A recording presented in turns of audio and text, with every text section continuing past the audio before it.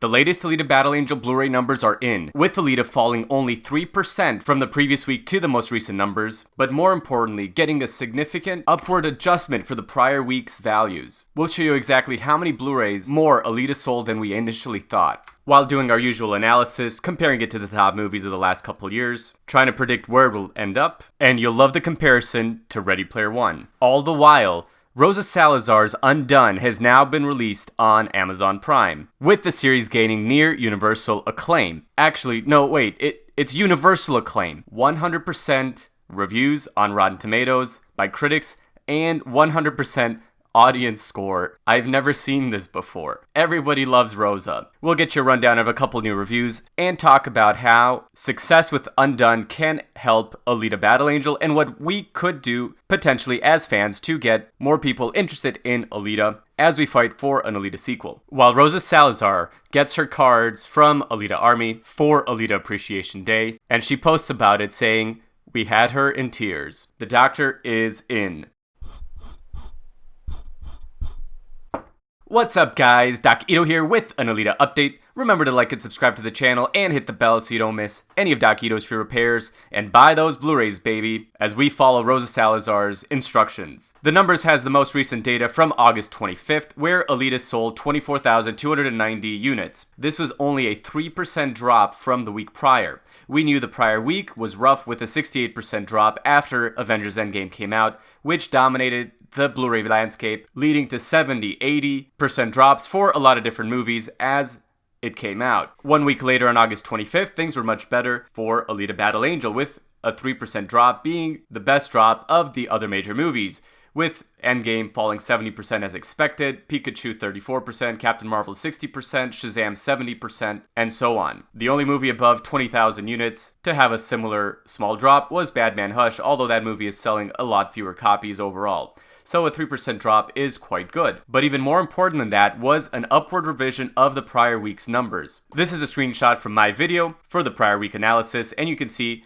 the first week was estimated at 318,000 units sold, but it's now 356,000, about 40,000 extra units. Week 2, 151 versus 137, and Week 3, 77 versus 76, and Week 4 being revised up above 500 units as well. When you do the math, that's an extra 55,000 units sold, which is great, giving Alita a nice boost up, with it now being much more favorably compared to other major movies, starting out with similar sales numbers like Pacific Rim Uprising, How to Train Your Dragon 3, Bumblebee, Lego Movie 2, Blade Runner, Mary Poppins, Ready Player One, and Ralph Breaks the Internet. You see Alita started out right in the average of these movies, but now it's a little bit above average, indicating it's performing a little bit better than expected. And if you compare it to movies with similar box office performances, Alita is doing much better than expected, having now surpassed 50 Shades Freed as the best-selling movie of the last few years within that 65 to 105 million box office performance, and I'll tell you in a second why I think that matters. So here's the cumulative performance, with Alita being number 1 at 635,000 Blu-ray units sold, edging 50 Shades Freed, Equalizer 6, Lego Movie 2, and all the other movies. And the reason this matters is it comes down to how many people are actually buying a Blu-ray after they went to the movie theater to see it. As Charles Schmidt, who does great comments, analysis as well on my videos, mentions, generally 4 to 8% of the people that see the movie actually end up buying the Blu-ray. 4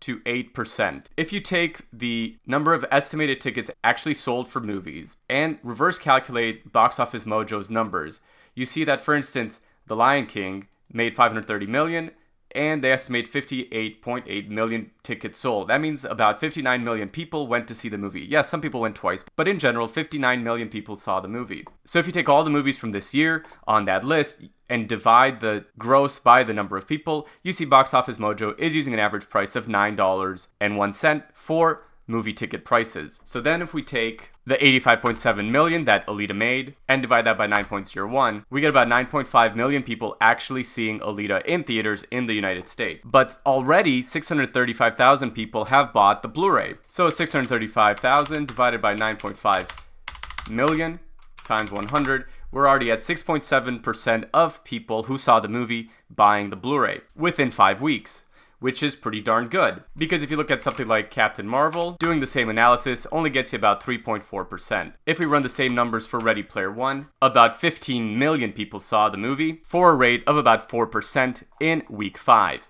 And I keep mentioning Ready Player One because Ready Player One was a movie that grossed 138 million, significantly higher than Alita. And comparing it directly to it, you see Alita is outperforming it so far by about 35,000 Blu-rays. Ready Player One came out pretty much on the same week as Alita on July 29th, and with a very similar performance, as you can see, after the upward revision, Alita being slightly above it. Now, Ready Player One, as the weeks went on, trickled down to about 9,000 units a week sold, but on November 25th, Black Friday week, followed by the holiday season, it had a significant bump up, crossing the 1 million unit mark by the end of the year. Now, if you take a 1 million units sold divided by Alita's 9.5 million, you get a rate of 11% of Blu-ray attachment, which would be absolutely fantastic, taking that 4 to 8% range that we were just talking about.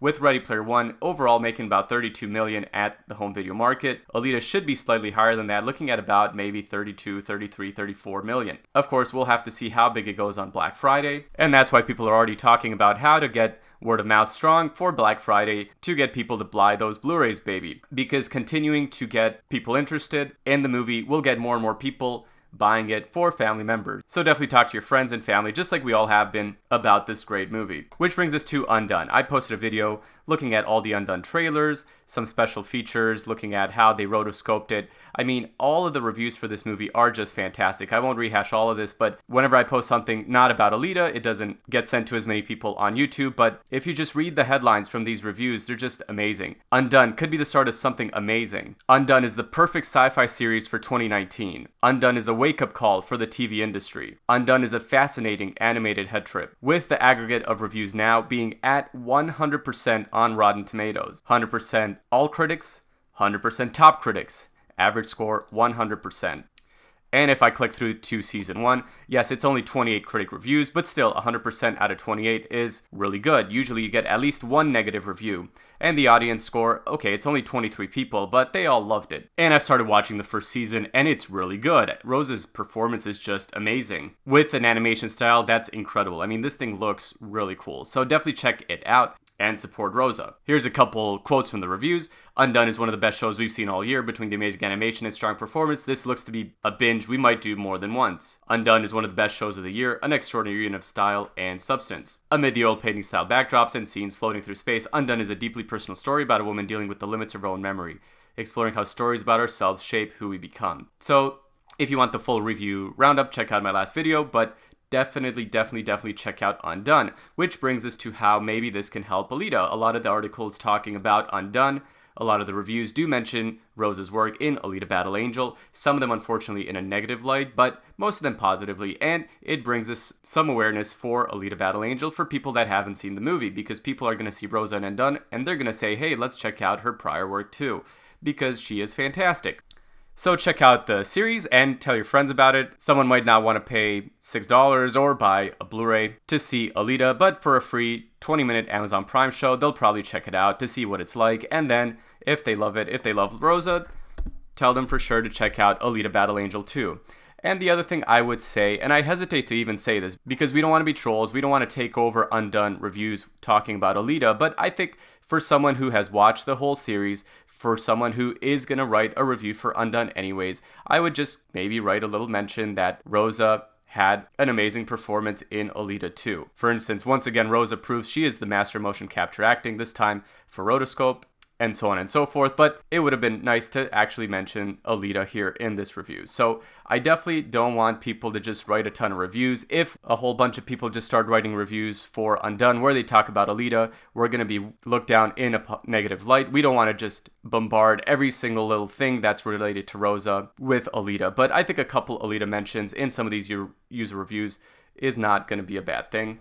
And the same thing on IMDb, where it's an 8.4 so far, which is a good start. And I forgot who posted it. I think it was Challenger ST on Twitter, but I can't find it, saying that when he was watching Undone, all he could think of was Alita with Rosa's voice coming through. So now that you think about it, I don't think you can unhear it when you listen to Alma in Undone. Of course, we were talking about Alita Appreciation Day in prior posts, and there was a postcard campaign to send them to Rosa Salazar, and obviously Rosa got the cards, because here she is on Instagram saying, massive thanks to the Alita fans who took the time and energy to craft and send these thoughtful postcards from all over the world. Whoa, this touched me so deeply. Y'all had this berserker in tears.